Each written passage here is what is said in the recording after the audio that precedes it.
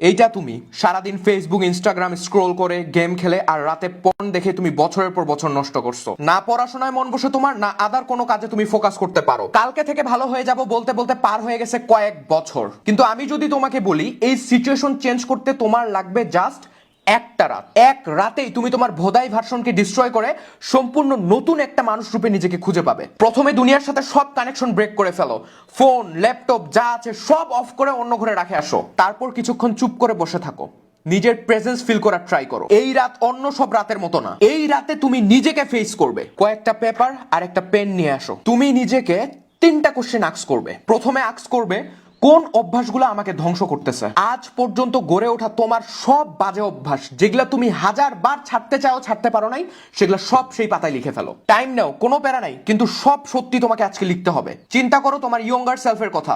সেই স্বপ্নবাজ ছোট বাচ্চাটাকে কিভাবে তুমি একটু একটু করে ধ্বংস করছো, সব লিখতে হবে তোমাকে আজকে।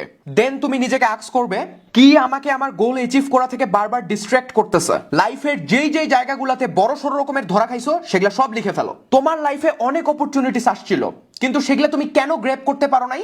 একটু চিন্তা করো। এইটা কি অন্য কারো কারণে, নাকি সবকিছুর জন্য একমাত্র তুমি দায়ী? আজকে তোমাকে সত্য বলতেই হবে। দেন আসো সেই জিনিসগুলা যেগুলা তোমাকে বারবার টানে হিচড়ে নিচে নামাচ্ছে। হতে পারে কোনো সোশ্যাল মিডিয়া, কোনো বেডি বা তোমার কোনো ফ্রেন্ড। আজকে সবার কথা লিখতে হবে তোমাকে। দেন থার্ড কোশ্চেন, আমি কে যখন কেউ আমাকে দেখতেছে না? যখন গোটা ওয়ার্ল্ড তোমাকে দেখতেছে না, তখন তুমি আসলে কে? তুমি কি এমন কেউ যে ইনস্টা ইনস্টল করতেছে, বাজে ওয়েব সিরিজ দেখতেছে, পর্ন দেখতেছে, অথবা এমন কেউ যে সাইলেন্টলি নিজের গোলসের উপর কাজ করতেছে? মনে রাখবে, যখন কেউ তোমাকে দেখতেছে না, তখন যেই মানুষটা তুমি হয়ে যাও সেটাই আসল তুমি, আর সেই মানুষটাই তোমার ভবিষ্যৎ।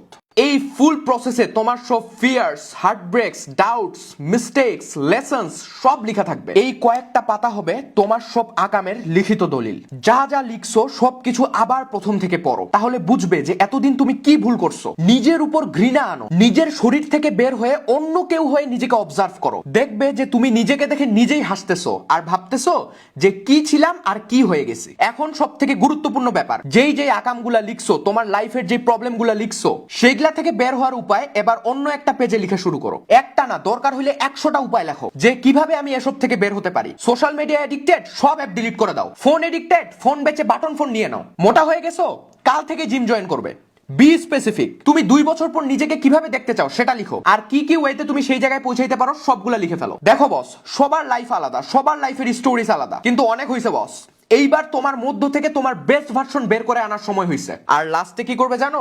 ওই যে প্রথম যেই পেজগুলোতে নিজের প্রবলেমস গুলো লিখছিলে, নিজের আকামগুলো লিখছিলে, সেগুলা পুরাই দিবে। ছাদে যায় বা অন্য কোনো ফাঁকা জায়গায় যায় সুন্দর মতো পেজগুলোতে আগুন ধরাই দিবে। আর একদম আগুন না নিভা পর্যন্ত সেই কাগজগুলোর দিকে দেখে থাকবে। যেই মানুষটা একটু কিছু হইলেই হাল ছাড়ে দেয়, যে 100টা অজুহাত বানায়, যে সারাদিন ফোন স্ক্রোল করে পর্ন দেখে নিজেকে গান্ডু বানায় ফেলছে, সেই মানুষটাকে তুমি মানে ফেলছো। সে তোমার সামনে জ্বলে পুড়ে যাচ্ছে। আর যখন এই রাত শেষে সূর্য উঠবে বস, একটা নতুন তুমির জন্ম হবে। সূর্যোদয় দেখো আর আল্লাহর কাছে দোয়া করো যেন এই নতুন সকাল তোমার লাইফেও একটা নতুন সূচনা আনে। Be yourself, be the best. আল্লাহ হাফেজ।